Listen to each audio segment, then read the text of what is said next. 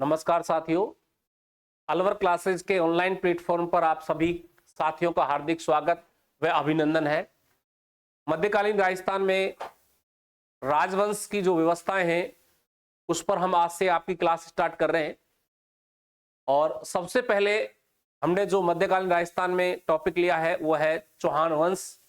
चौहान वंश से संबंधित मैं आपको लगभग 100 क्वेश्चन कराऊंगा, जिनसे पूरे टॉपिक को हम रिवाइज कर पाएंगे। ठीक है साथियों, अभी हम पहला क्वेश्चन देखते हैं। रणथंभौर दुर्ग को जीत पाने में नाकाम रहने पर जलालुद्दीन खिलजी को उसके किस मुख्य सलाहकार ने दुर्ग का घेरा न उठाने के बारे में सलाह दी थी? थोड़ा इसको समझें, इस पूरी कहानी को। यहां हमारा एक दुर्ग है, रणथंभौर दुर्ग, और दुर्ग सभी नंगे व यह दुर्ग बख्तर बंद है। जंगल और पहाड़ियों से घिरा हुआ यह दुर्ग है और यहां पर शासक है हमारे चौहान वंश के, जिनका नाम है हम्मीर देव चौहान। और इन पर जो आक्रमण करने वाले हैं वो खिलजी वंश के राजा हैं जलालुद्दीन खिलजी।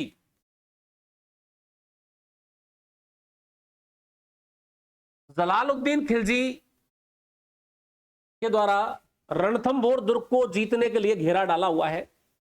बीच में एक दुर्ग और है, जाहिन दुर्ग, जिसे हम रणथंभौर दुर्ग की कुंजी कहते हैं। जलालुद्दीन खिलजी द्वारा जाहिन दुर्ग को जीत लिया जाता है, लेकिन रणथंभौर दुर्ग को जीतने में असफल रहे 1290 में। फिर से जलालुद्दीन खिलजी द्वारा आक्रमण किया जाता है 1292, या हम ये कह सकते हैं 1290 से 1292 के मध्य जलालुद्दीन खिलजी की ओर से 3 आक्रमण हुए, 2 आक्रमण हुए, 1290 और 1292। पहले आक्रमण के समय जलालुद्दीन खिलजी नहीं जीत पाए, वापस लौटकर चले गए। दूसरे आक्रमण के समय फिर आए और फिर भी ये प्लान कर लिया कि छोड़ो, आक्रमण नहीं करते, चलते हैं। तो इनके एक सलाहकार मंत्री थे जिनका नाम था मलिक अहमद चप। जलालुद्दीन खिलजी के सलाहकार जो है उनका नाम है मलिक अहमद चप। क्या कह रहे हैं मलिक अहमद चप? मलिक अहमद चप कह रहे हैं जलालुद्दीन खिलजी जी, अपन अब की बार युद्ध जीत के ही जाएंगे, अब की बार हम वापस नहीं लौटेंगे। लेकिन जलालुद्दीन खिलजी को पता था कि नहीं जीत पाऊंगा।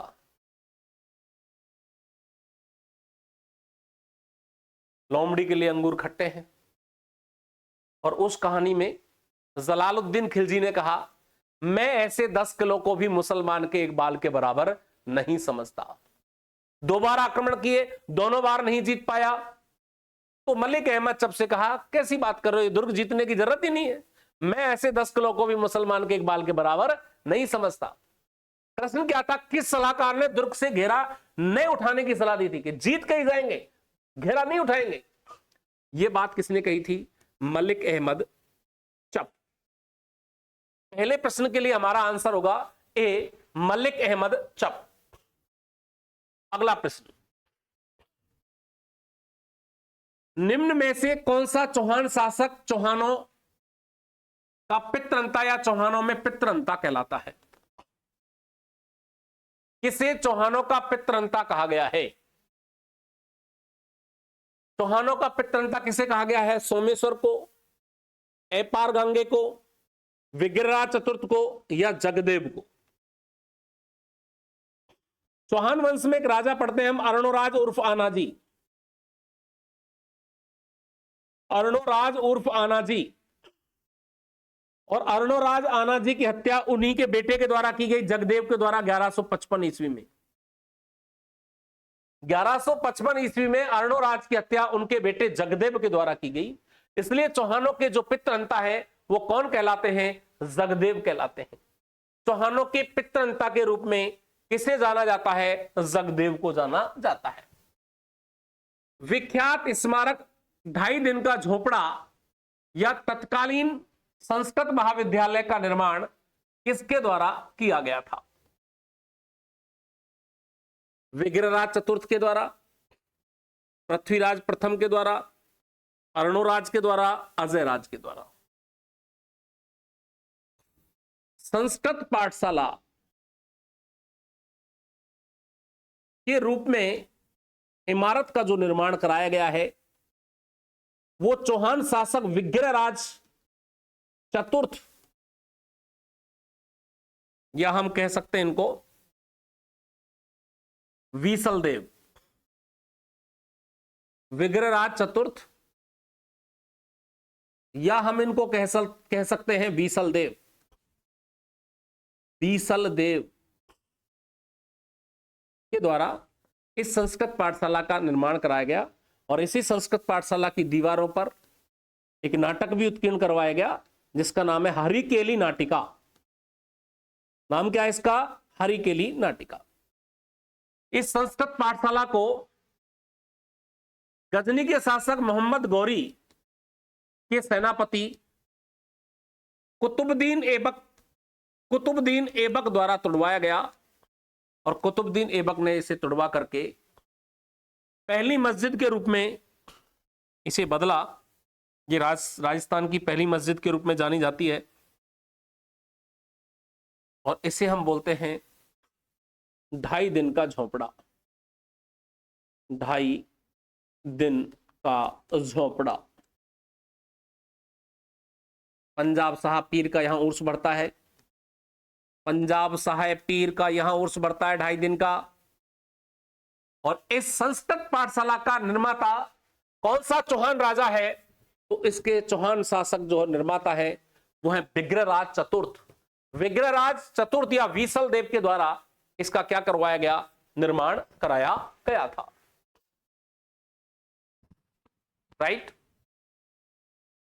अगले क्वेश्चन पर हमारी चर्चा करते हैं हम। विग्रहराज चतुर्थ के दरबारी विद्वान सोमदेव द्वारा रचित नाटक या ग्रंथ का नाम क्या है? विग्रहराज चतुर्थ या वीसलदेव द्वारा रचित नाटक का नाम क्या है? तो विग्रहराज चतुर्थ के द्वारा जिस नाटक की रचना की गई हमको पहचानना है। यहां पर ललित विग्रहराज, हरिकेली नाटिका, वीसलदेव रासो, पृथ्वीराज विजय। हरिकेली नाटिका, वीसलदेव रासो, पृथ्वीराज विजय।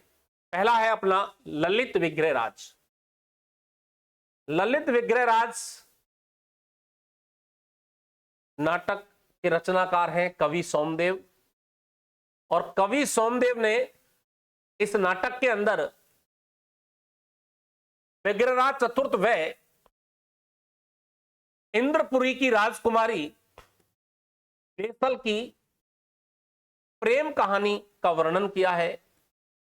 और ये प्रेम कहानी जो है ये काल्पनिक प्रेम कहानी मानी गई है। ये जो प्रेम कहानी है ये काल्पनिक प्रेम कहानी मानी गई है।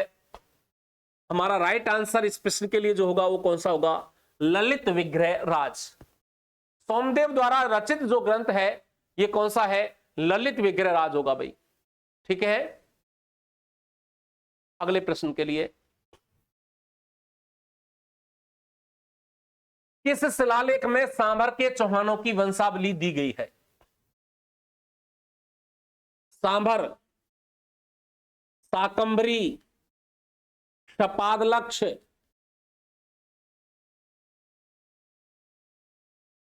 सांभर, शाकंभरी, शपादलक्ष के चौहानों की वंशावली का जो वर्णन है वो किस शिलालेख में किया गया है? सांडेराव का लेख, बिजोलिया शिलालेख, किराडू का लेख, हरिकेली लेख या हरिकेली नाटिका।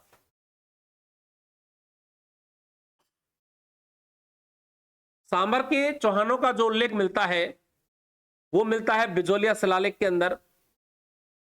और बिजोलिया शिलालेख की बात करते हैं हम तो इस शिलालेख का 1170 ईस्वी में गुणभद्र के द्वारा रचना की गई। चौहान शासक सोमेश्वर चौहान के शासनकाल में।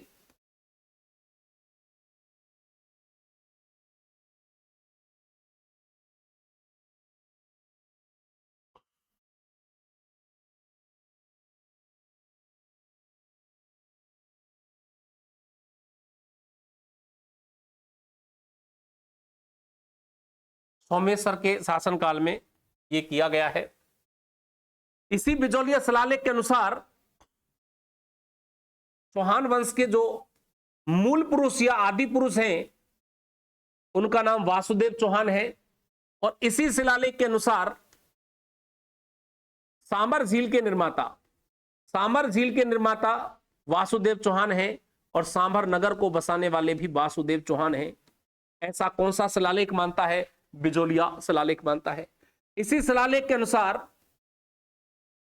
सामर के जो चौहान हैं ये वस्त्र गोत्र के ब्राह्मणों की संतान माने गए हैं। वस्त्र गोत्र के ब्राह्मणों की ये संतान माने गए हैं। किस शिलालेख की चर्चा की हमने? बिजौलिया शिलालेख की। बिजौलिया शिलालेख में चौहानों के शासन, चौहान वंश के जो शासक हैं, सामर के जो चौहान हैं, उनकी वंशावली का क्या किया गया है? वर्णन किया गया है। अगले प्रश्न पर हम बात करते हैं। अजमेर के किस चौहान शासक ने दिल्ली के तोमर शासक को पराजित कर दिल्ली को अपने राज्य का अंग बना लिया था? दिल्ली पर शासन करने वाला चौहान वंश का पहला राजा कौन सा हुआ? और दिल्ली में इस समय तोमर वंश का शासन है।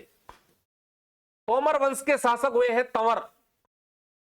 और इस तंवर के समय जो शासक है, चौहान शासक, वह है विग्रहराज चतुर्थ। और विग्रहराज चतुर्थ ने तंवर को पराजित कर सबसे पहले दिल्ली पर अधिकार किया। तो जिस चौहान शासक ने सबसे पहले दिल्ली पर अधिकार किया वो चौहान शासक कौन से हो गए? विग्रहराज चतुर्थ हो गए। वह चौहान शासक जिसने इस पर अधिकार किया है वह है विग्रहराज चतुर्थ। राइट।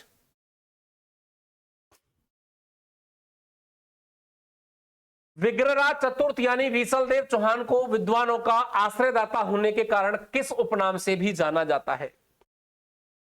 विद्वानों का आश्रयदाता, विद्वानों का आश्रयदाता किस शासक को कहा गया है? कवि बांधव या कटिबंधु के रूप में इन्हें जाना जाता है।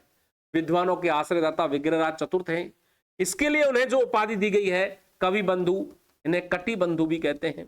कवि बंधु, कटिबंधु के नाम से जो जाना गया है वो विग्रहराज चतुर्थ को जाना क्या है? कवियों के आश्रयदाता, स्वयं भी बड़े कवि थे, विद्वान थे। हरिकेली जैसे नाटक की रचना हुई है।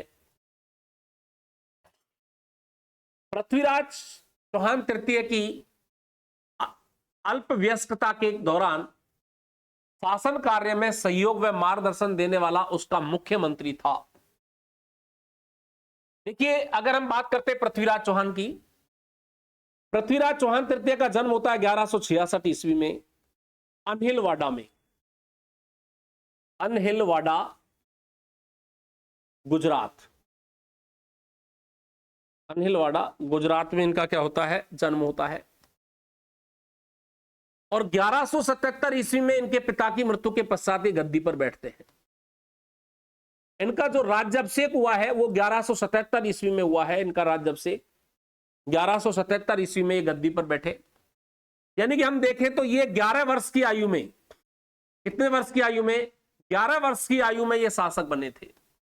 11 वर्ष की आयु में गद्दी पर बैठे पृथ्वीराज चौहान की अगर हम बात करते हैं तो इनके मंत्री थे कदमवास, जिन्हें कैमास भी कहते हैं। इनके द्वारा नेतृत्व संभाला गया था। तो आप ये जानते हैं कि कदमवास या कैमास इनके मंत्री हैं, मुख्यमंत्री या मंत्री।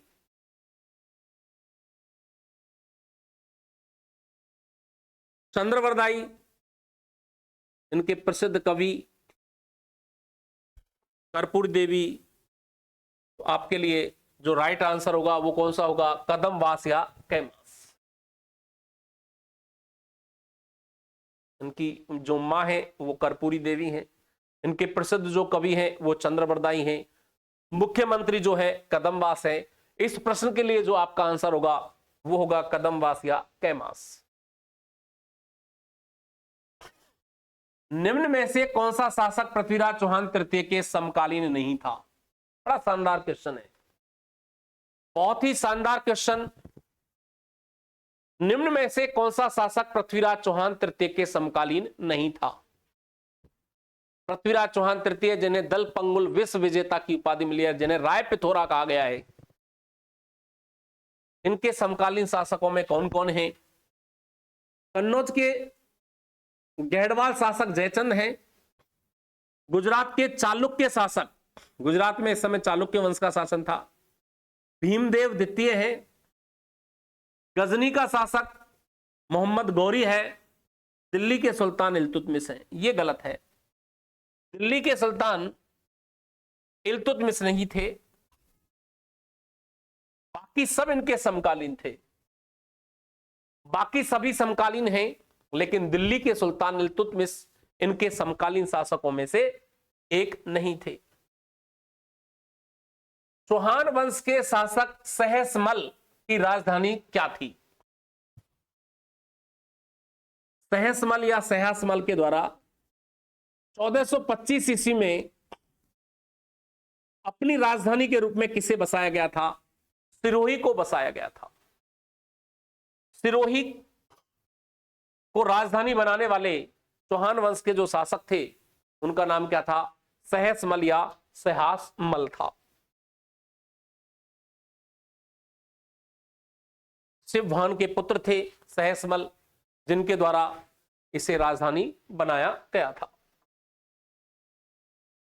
सेपादलक्ष शाकंभरी सांभर के चौहान वंश के संस्थापक कौन थे?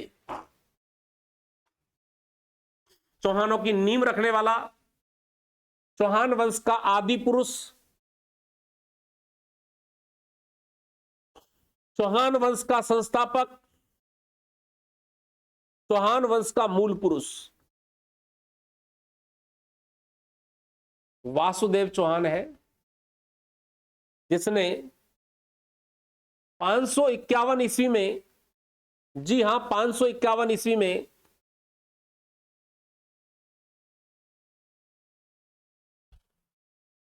जिसने 551 ईस्वी में सांभर को या सेपादलक्ष को या शाकंभरी क्षेत्र को चौहानों के लिए चुना था। इनकी प्रारंभिक जो राजधानी थी, ये प्रारंभिक राजधानी थी अहिछत्रपुर, जिसे हम वर्तमान नागौर के नाम से भी जानते हैं। तो इस प्रश्न के लिए जो हमारा राइट आंसर होगा वो होगा वासुदेव चौहान बी। वासुदेव चौहान बी जी। नेक्स्ट क्वेश्चन, 1300 ईस्वी में रणथंभौर पर आक्रमण के दौरान अलाउद्दीन खिलजी का कौन सा सेनानायक मारा गया? अलाउद्दीन खिलजी के दो सेनानायक हैं, एक का नाम है उलुग खां और दूसरे का नाम है नुसरत खां। उलुग खां और नुसरत खां। अलाउद्दीन खिलजी के समकालीन रणथंभौर के शासक हैं हम्मीरदेव चौहान, और हम्मीरदेव चौहान के रणथंभौर दुर्ग पर आक्रमण कर रहे हैं कौन? उल्लुग खां और नुसरत खां। इस युद्ध अभियान में जब इन दोनों के द्वारा आक्रमण किया गया, चौहान सेना किसे मार देती है? नुसरत खां को मार देती है। अलाउद्दीन खिलजी का सेना नायक नुसरत खां रणथंभौर दुर्ग पर आक्रमण करते समय मारा गया था। कौन सा भाई? नुसरत खां मारा गया था।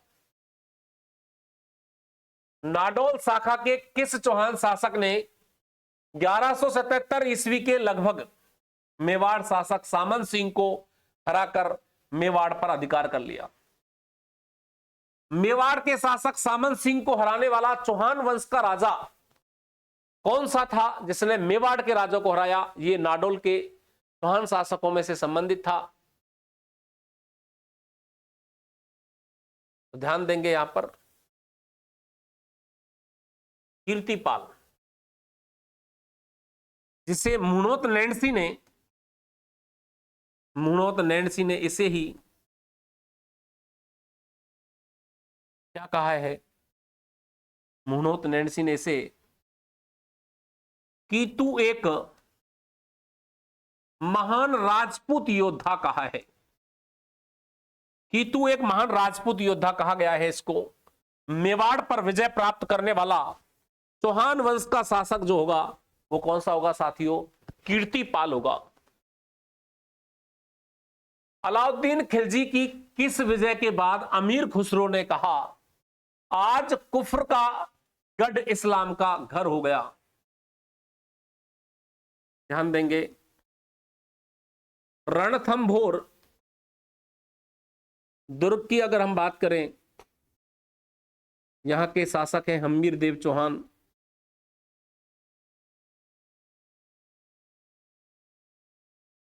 इनके सेनापति हैं रणमल और रतिपाल, जिनके द्वारा धोखा किया गया था। विश्वासघात किया रणमल और रतिपाल ने। हम्मीर देव चौहान की पत्नी है रानी रंग देवी और इनकी जो पुत्री है वो है देवल। समकालीन शासक हैं अलाउद्दीन खिलजी, और इस अलाउद्दीन खिलजी की अगर हम बात करें, रणथंभोर दुर्ग पर आक्रमण किया जाता है। घटना है 11 जुलाई 1301 की।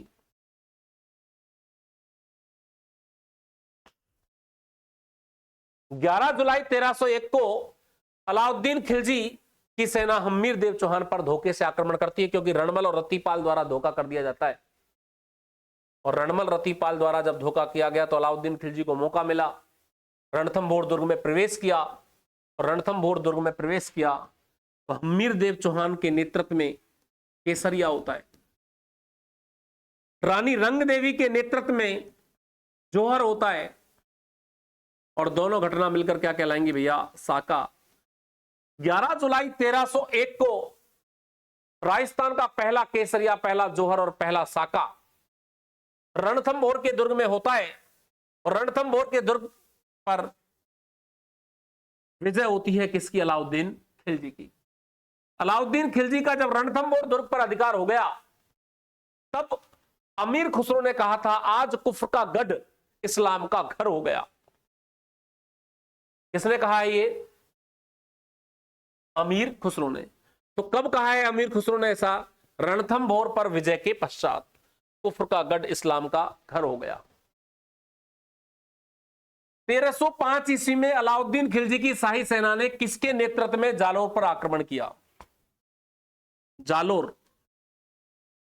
जालोर पर चौहान वंश का शासन है, और जालोर के जो चौहान शासक हैं उनका नाम है भैया कानड़ देव, और इन्हीं के बेटे हैं वीरम देव। अलाउद्दीन खिलजी ने कानड़ देव और वीरम देव पर आक्रमण करने के लिए एक व्यक्ति भेजा था जिसका नाम था एन उल मुल्क मुल्तानी। हालांकि यह केवल संदेश देकर वापस लौट गया था। अलाउद्दीन खिलजी ने 1305 ईस्वी में जालौर पर आक्रमण के लिए एन उल मुल्क मुल्तानी को भेजा, लेकिन जालौर के शासक कानड़ देव की शक्ति को देख करके, उसकी व्यवस्थाओं को देख करके एन उल मुल्क मुल्तानी ने एक संदेश दे करके अपना पीछा छुड़ाया, यहां से लौट गया। तो आपके लिए इस प्रश्न का जो राइट आंसर होगा वो होगा एन उल मुल्क मुल्तानी। इस प्रश्न के लिए जो राइट आंसर होगा वो क्या होगा? एन उल मुल्क मुल्तानी।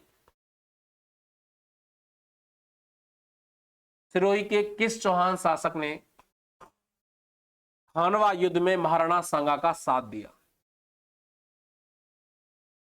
हम जानते हैं कि खानवा का युद्ध भारत के इतिहास का एक इंपोर्टेंट युद्ध है जो 17 मार्च 1527 को होता है।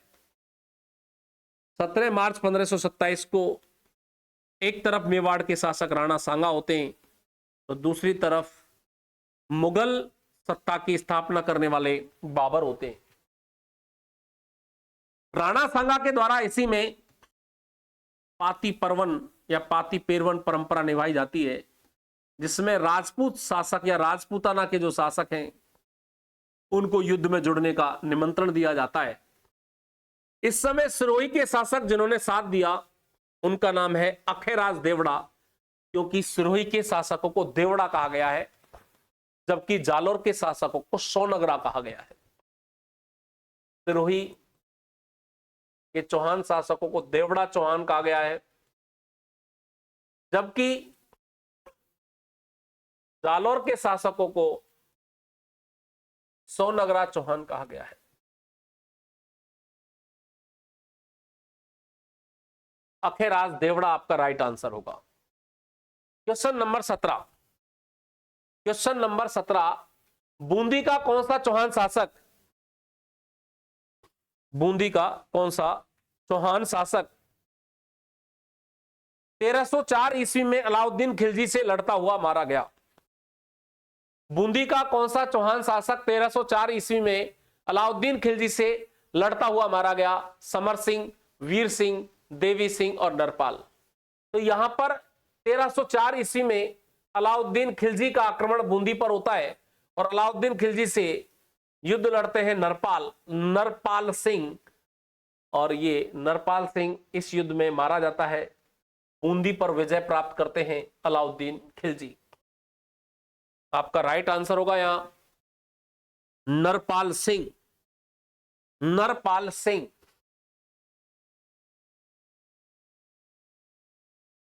कोटा के किस शासक के समय कोटा राज्य के 17 परगनों को अलग करके नया झालावाड़ राज्य की स्थापना की गई?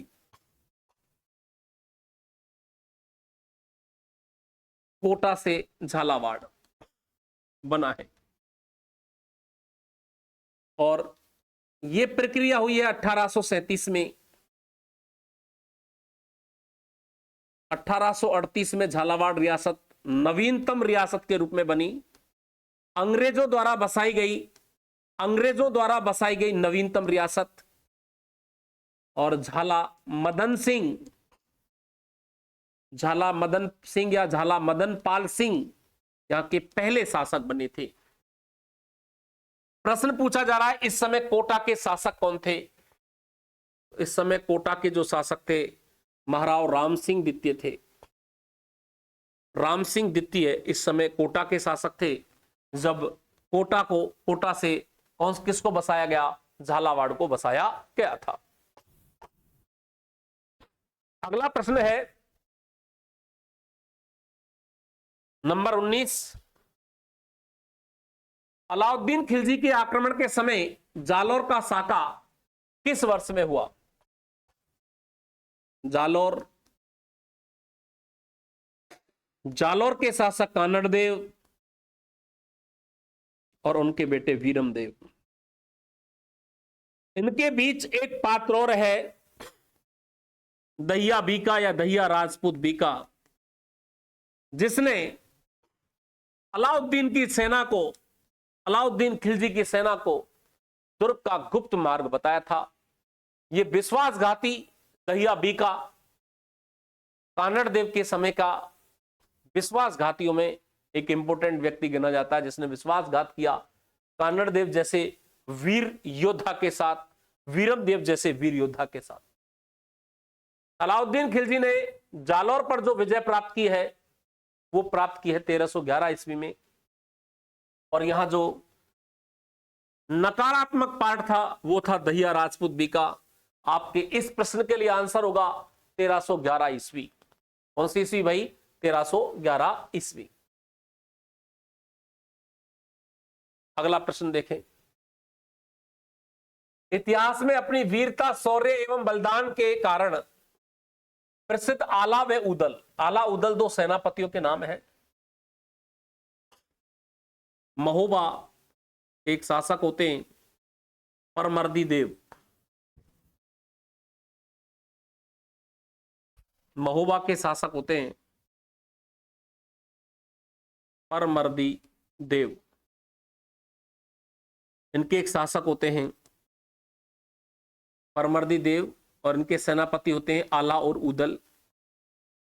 इसके समय अजमेर के अंदर जो होते हैं वो चौहान शासक होते हैं, और चौहान शासक हैं पृथ्वीराज चौहान। चौहान शासक है पृथ्वीराज चौहान। और बात अगर पृथ्वीराज चौहान की जाए तो पृथ्वीराज चौहान के द्वारा 1182 ईस्वी में एक युद्ध लड़ा जाता है, तुमुल का युद्ध, महोबा का युद्ध कह दीजिए या तुमुल का युद्ध कह दीजिए। इस युद्ध में पृथ्वीराज चौहान के हाथों ये दो वीर योद्धा वीर गति को प्राप्त होते हैं। कौन कौन से? आल्हा व उदल। तो प्रश्न ये पूछा गया, इतिहास में अपनी वीरता, शौर्य एवं बलिदान के कारण प्रसिद्ध आल्हा उदल किस शासक के वीर सेना नायक थे? पृथ्वीराज चौहान, परमर्दी देव, अलाउद्दीन खिलजी, मोहम्मद गौरी। आपका राइट आंसर होगा परमर्दी देव, महोबा के चंदेल शासक थे, महोबा के चंदेल शासक थे ये। अगला प्रश्न इसी से जुड़ा हुआ है। पृथ्वीराज चौहान तृतीय ने महोबा के शासक परमर्दी देव को 1182 ईस्वी में कौन से युद्ध में पराजित किया था? पृथ्वीराज चौहान तृतीय ने महोबा के शासक परमर्दी देव को 1182 ईस्वी में कौन से युद्ध में पराजित किया? गुड़गांवा के युद्ध में, नाडोल के युद्ध में, तुमुल के युद्ध में, तराइन के युद्ध में। आपका राइट आंसर होगा तुमुल का युद्ध। 1182 ईस्वी में महोबा के शासक परमर्दी देव को क्या किया जाता है? पराजित किया जाता है। बिजोलिया शिलालेख के अनुसार सामर झील का निर्माण किस चौहान शासक ने करवाया था? बिजोलिया शिलालेख के अनुसार, मैं बिजोलिया शिलालेख की जानकारी दी मैंने आपको इसी क्वेश्चन सीरीज में, और इसके अकॉर्डिंग सामर झील के निर्माता, सामर नगर के निर्माता, सामर नगर बसाने वाले चौहान शासक जो हैं, चौहान वंश के संस्थापक वासुदेव चौहान हैं, जिन्होंने 551 ईस्वी में सामर, शपादलक्ष या शाकंभरी के चौहानों की नींव रखी थी। आपका राइट आंसर होगा वासुदेव चौहान। निम्नलिखित में से कौन सा शासक जालोर के चौहान वंश से संबंधित नहीं था? जालोर के चौहानों का से जिसका संबंध नहीं है, कौन सा राजा है? कीर्तिपाल, समर सिंह, राव सुरजन और ये है चाचिंग देव, चाचिंग देव। यहां पर आपका राइट आंसर होगा राव सुरजन सिंह, क्योंकि राव सुरजन सिंह जालोर के नहीं, बूंदी के शासक थे। राव सुरजन सिंह का संबंध कहां से भाई? बूंदी से है। ये जालोर के शासक नहीं है, बल्कि ये कहां के शासक हैं? ये बूंदी के शासक हैं। ठीक है, अगला क्वेश्चन ले भाई।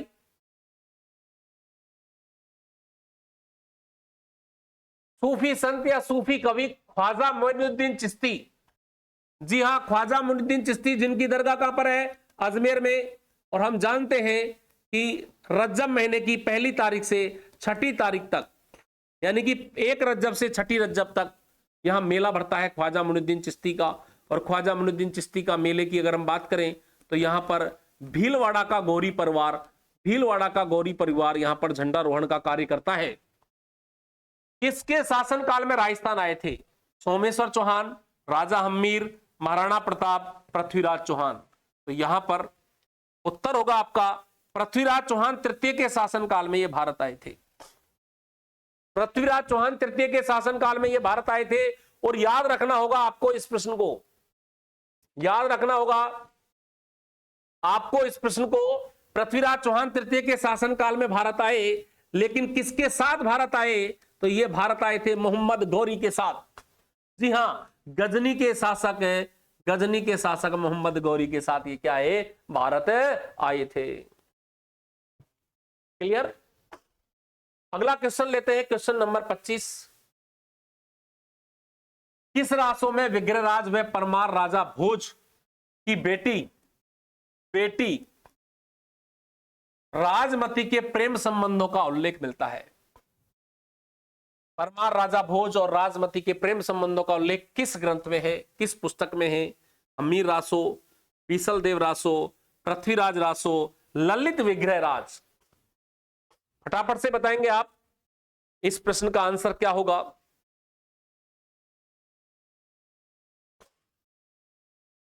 जी, इस प्रश्न का राइट आंसर जो होगा बीसल देव रासो, जिसकी रचना नरपति नालह के द्वारा की गई है। जिसकी रचना किसके द्वारा की गई है? नरपति नालह के द्वारा इसकी रचना की गई है।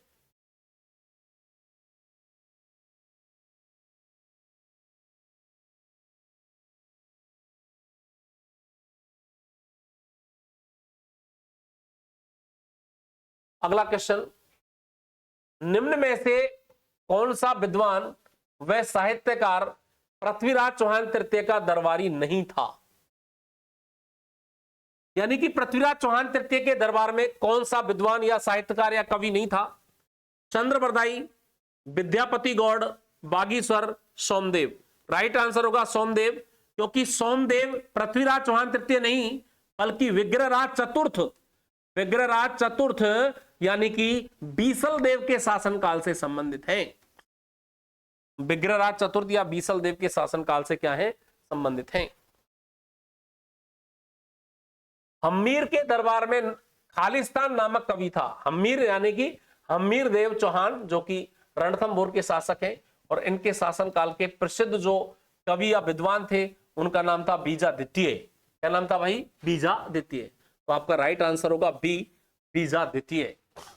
राइट आंसर होगा बी, बीजादित्य। सोनग्रा चौहान के नाम से प्रसिद्ध है।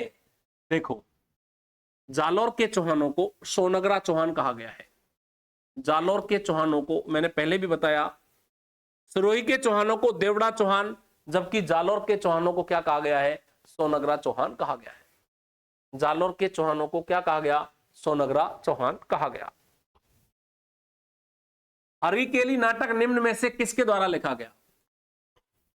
हरिकेली नाटक संस्कृत भाषा का रचित ग्रंथ है, और विग्रहराज चतुर्थ द्वारा जो संस्कृत पाठशाला बनवाई गई थी, विग्रहराज चतुर्थ द्वारा जो संस्कृत पाठशाला बनवाई गई थी उसमें इसे उत्कीर्ण किया गया है, इसकी पंक्तियों को उत्कीर्ण किया गया है। प्रश्न आपसे पूछा है हरिकेली नाटक के रचनाकार कौन है, यानी किसके द्वारा हरिकेली नाटक की रचना की गई है? हरिकेली नाटक के रचनाकार कौन होंगे? तो हम जानते हैं ये प्रश्न कि हरिकेली नाटक की रचना किसके द्वारा की गई है? विग्रहराज चतुर्थ के द्वारा की गई है। सोमदेव, नरपति नाले और चंद्रबरदाई। तो देखेंगे यहां पर चंद्रबरदाई द्वारा रचित ग्रंथ पृथ्वीराज रासो, कौन सा होगा? पृथ्वीराज रासो। सोमदेव का ललित विग्रहराज, सोमदेव का ललित विग्रहराज, ललित विग्रहराज। नरपति नाले का बीसल देव रासो, बीसल देव रासो। ठीक है जी। चलिए अगला क्वेश्चन देखते हैं, क्वेश्चन संख्या 30। वह प्रथम खिलजी शासक, खिलजी शासक जिसने रणथंभौर दुर्ग पर आक्रमण किया था। खिलजी वंश के पहले शासक हैं जलालुद्दीन खिलजी और दूसरे शासक हैं अलाउद्दीन खिलजी, और दोनों के द्वारा ही रणथंभौर दुर्ग पर क्या किया गया है? आक्रमण किया गया है। दोनों के द्वारा ही रणथंभौर दुर्ग पर क्या किया गया है? आक्रमण किया गया है। लेकिन पहले आक्रमणकारी कौन थे? जलालुद्दीन खिलजी। पहले आक्रमणकारी कौन थे? जलालुद्दीन खिलजी थे। तो ये था आपका आज का लाइव सेशन। अब कुछ चर्चा आपसे ऑफलाइन ऑनलाइन बैचेस पर हमारी रहेगी जी। 15 दिसंबर 2025 से एक शानदार बैच हम स्टार्ट कर रहे हैं आप लोगों के लिए। ऑनलाइन और ऑफलाइन दोनों मोड पर यह बैच रहेगा। ऑफलाइन बैच में एडमिशन लेने वाले बच्चों को ऑनलाइन बैच फ्री उपलब्ध कराया जाएगा। अब हम जानते हैं कि मई के अंदर, मई 2026 में एक परीक्षा का आयोजन होगा, सीईटी परीक्षा का आयोजन। मई के फर्स्ट में 8, 9, 10 मई में इस परीक्षा का आयोजन होने जा रहा है। अगर बात सिलेबस की करते हैं तो कंप्लीट राजस्थान जी के math, reasoning, general science, computer, Hindi, English, ये सब दिया हुआ है भाई। 6 महीने का सिलेबस है इसका। 6 माह का फाउंडेशन बैच आप ज्वाइन करें।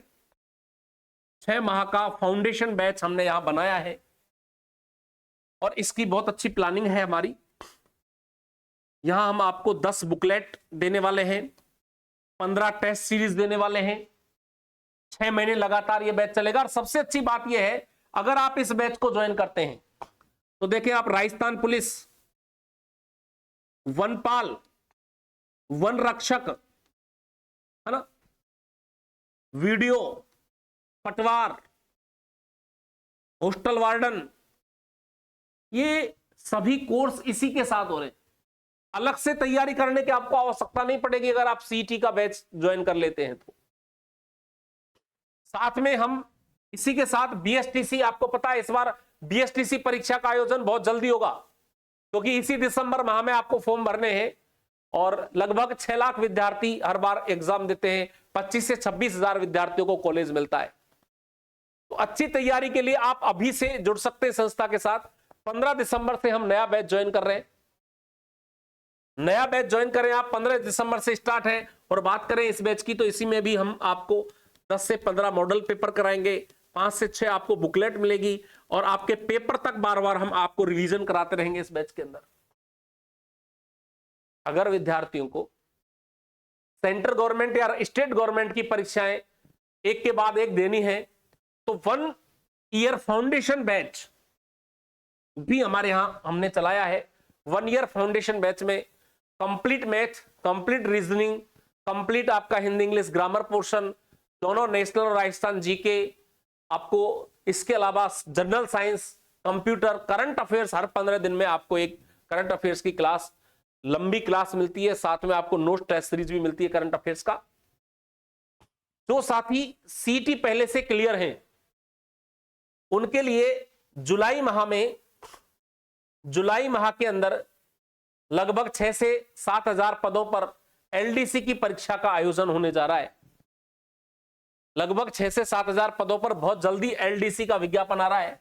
और एलडीसी परीक्षा के लिए भी आपको पता है, हमको यहां पर हिंदी इंग्लिश का ग्रामर पढ़ना है, राजस्थान का जीके पढ़ना है, जनरल साइंस पढ़ना होता है और मैथ पढ़ना होता है। तो इसके बैचेस भी हम ऑनलाइन और ऑफलाइन दोनों मोड पर स्टार्ट कर रहे हैं।